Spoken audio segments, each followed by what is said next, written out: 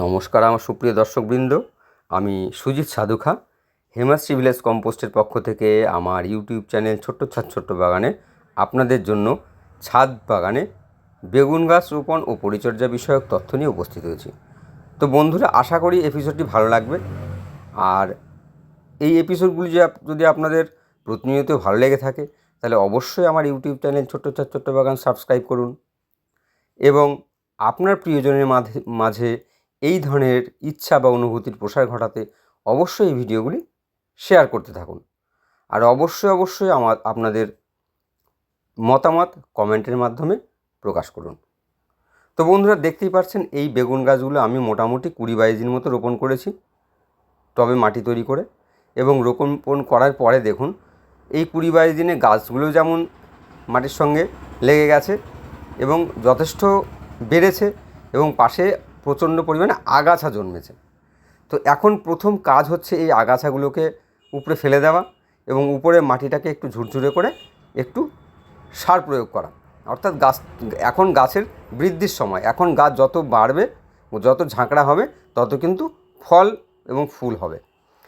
তো যেমনভাবে দেখছেন আমি আগাছাগুলোকে পরিষ্কার করছি, আপনার ছাদ বাগানে এমনভাবে পরিষ্কার করে দেবেন এই যে ঝুরঝুরে হয়ে যাচ্ছে মাটিগুলো আগাছা তুলতে গিয়ে, এই আগাছা উপড়ে ফেলার পরে কিন্তু আমি প্রত্যেকটা টবের জন্য 2 মুঠো করে হেমাশ্রী ভিলেজ কম্পোস্ট উৎপাদিত উর্বর+ বিকল্প জৈব সার এবং তার সঙ্গে 1 চামচ ডিমের খোসার গুঁড়ো এবং 1 চামচ নিমখোল প্রয়োগ করব। নিমখোল কেন প্রয়োগ করব? অপকারী ব্যাকটেরিয়া যাতে নির্মূল হয়, অপকারী কীটপতঙ্গ শিকড়ে ক্ষতি করতে না পারে এবং গাছের সঠিক গ্রোথ ঠিক থাকে।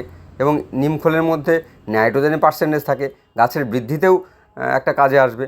এবং এই প্রক্রিয়াগুলো করার পর কিন্তু আমি প্রতি সপ্তাহে 1 দিন জৈব পন্থায় আপনার সরিষার খোল পচা জল হালকা করে সপ্তাহে 1 দিন বিকালবেলা এবং হেমাশ্রী ভিলেজ কম্পোস্ট উৎপাদিত ম্যাক্রো এবং মাইক্রো নিউট্রিয়েন্টের আধার উর্বর+ হার্বাল সয়েল টনিক কিন্তু আমি সপ্তাহে 1 দিন বিকালবেলা প্রয়োগ করব। এই উর্বর+ হার্বাল সয়েল টনিক প্রতি 20 লিটার জলে 50 ml মিশিয়ে আমরা গাছে প্রয়োগ করতে পারি।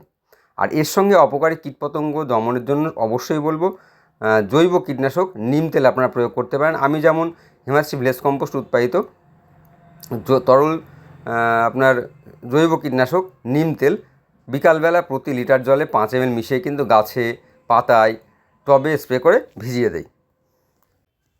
এ সকল ক্ষেত্রে কখনও যদি আপনারা দেখেন মিলিবাগের সমস্যা হচ্ছে, বা মাকড়ের সমস্যা হচ্ছে, সেক্ষেত্রে মাকড়ের সমস্যা হলে আপনারা নিম তেল স্প্রে করে ভিজিয়ে দেওয়া, প্রতিনিয়ত গাছের জলের ধারানি দিয়ে ভিজিয়ে স্নান করিয়ে দেওয়া, এক্ষেত্রে মাকড় যাবে।